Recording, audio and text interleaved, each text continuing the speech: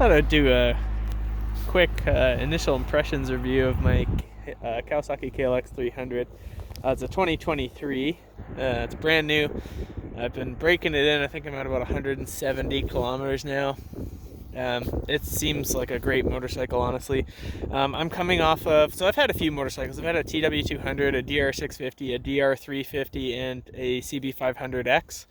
Coming off the CB500X most recently, actually the power to weight ratio kind of feels pretty similar. Like, it's got a little bit of get up and go to it, but it's not like crazy fast. I mean, you wouldn't expect a 300cc bike to be crazy fast, but it's got some power. Like, it'll go, which is pretty awesome. It's kind of exactly what I'm looking for. Just enough power to have fun, but not enough to get me in too much trouble.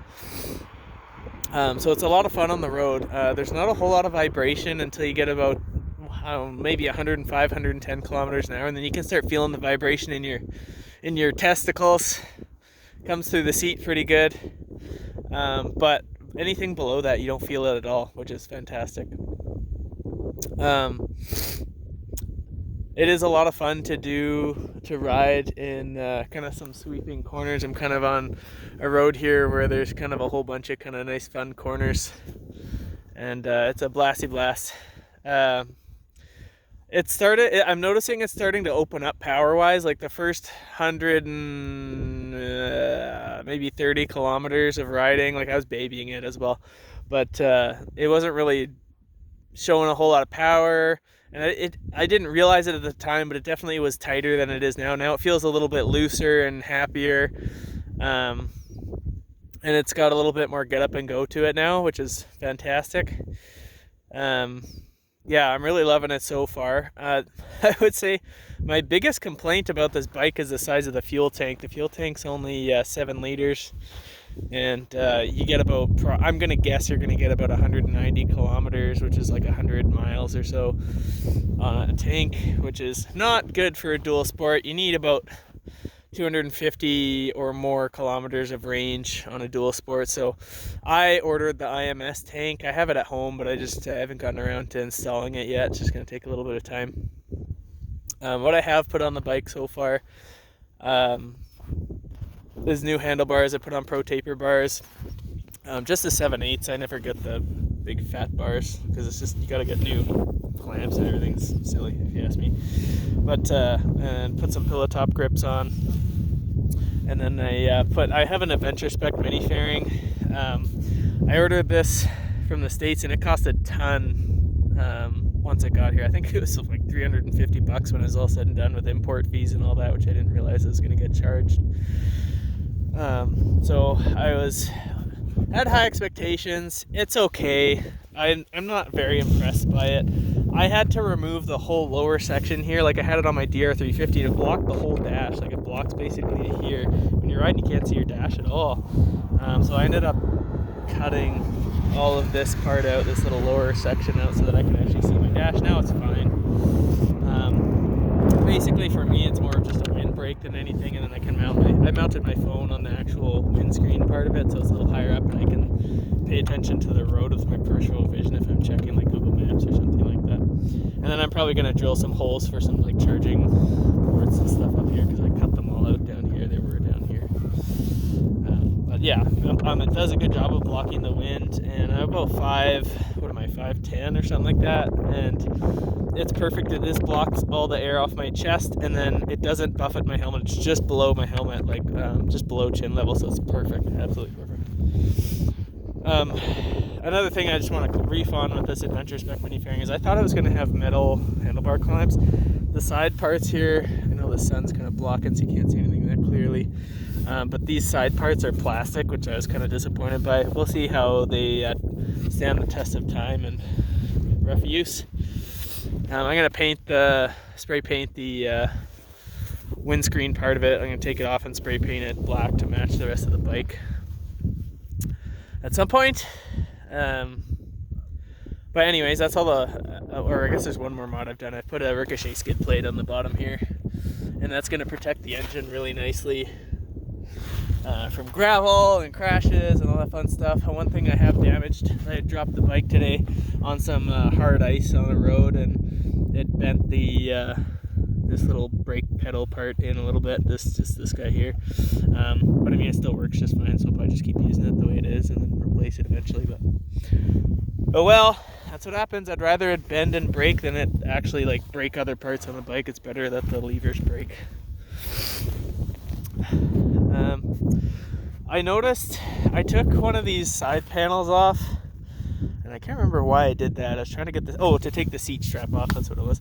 These side panels are a pain in the butt to get back on properly. Like, it took me like quite a while to get all the bolts to line up so that I wasn't going to be cross-threading them, and like, it was a pain in the butt to get those side panels off on each side. I don't know if it's because the plastic is like super hard. It just feels really firm compared to the plastics I've had on previous dual sports and dirt bikes and stuff. I just don't know, but that's just one little gripe I have. But I mean, so far it seems like an amazing motorcycle, and I'm really, really happy with it. It rides really fun. It's fantastic. One other thing I'm going to do, instead of buying like a fender eliminator kit, is I'm just going to end up cutting, some people, you can look it up online, but some people just cut this plastic bit off because there's nothing behind it, and then it's basically the same thing. So that's what I'm going to do, and it's free. What else is there to say about this? I've got to put together a better toolkit, but I mean, the amount of tools I bring with me, because I go on like in the boonies, it's quite a lot of tools. I usually have like a backpack strapped onto the back with tools in it and stuff. So I'm going to add to my toolkit so I can change tire tubes and be prepared for crummy situations if they ever do decide to crop up. So I do want to get a rear rack with some handles on it. There's one on Amazon actually that looks exactly what I'm looking for, so I can pick the bike up easier and drag it around and things, because if you get stuck in a mud hole and you're by yourself or something like that, you drop the bike in a funny position, it's nice to have handles on the back that you can move the bike around with and help lift it up and stuff.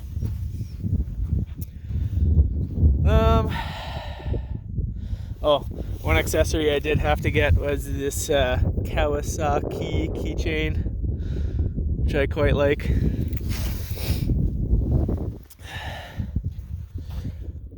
One thing to note, I guess, is this brake line here is very, very short on these KLX300s. Hopefully you can kind of see that.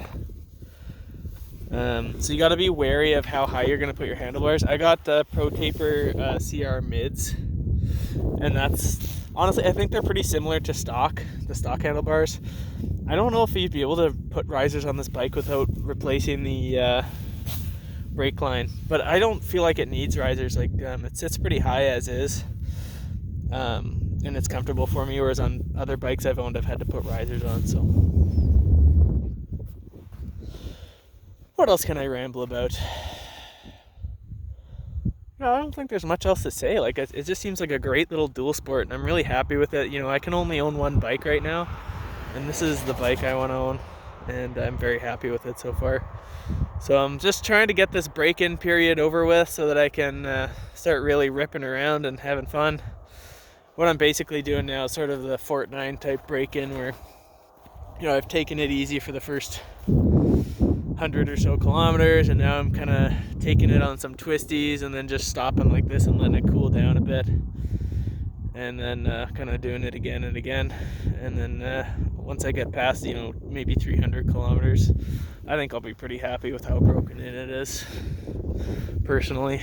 But break-in is, everyone's got their own opinions on it. So the nice thing about this bike, something I should mention too, is the suspension's really nice. Actually, the way they set it up at the dealership, it's actually very stiff. And, you know, people are saying like, oh, it's pretty soft suspension. It is not soft at all. This is the most stiff dirt bike suspension I've ever had. I would not have any qualms with jumping this. Like, the suspension seems to absorb the bumps really well too, but it is a bit stiff. So if you're hitting like a whole bunch of rough stuff, it's not absorbing it that well right now. So I'm probably gonna reduce or just like adjust some of the settings on it a little bit. I'm not very good at compression and rebound damping and all that kind of stuff, so I'll just have to learn a little bit about it. But basically I'm just going to put it a couple clicks down on each one and just see what that does, experiment a bit. But as far as off-roading, it's probably set up, the suspension is probably set up perfect for off-roading right now. But yeah, I'm super stoked about this bike. It is great. I've probably said it about 10 times already. The seat's actually not bad. I haven't noticed any discomfort on it. It's actually kind of squishy, which is nice because my DR650 seat was like just torture. Like people call it a 2x4. I mean, like, it is like a 2x4. It hurts your butt a lot. I've ridden this bike for about 2-3 hours today, maybe even more than that, and I don't feel a thing. So seems to be doing just fine for me, but I still might get a Seat Concepts eventually, just in case I do any long road trips and just to make sure I have maximum comfort. But yeah, I hope someone finds this video useful. I apologize for rambling, but it's just the way I talk, so hope somebody enjoys this video.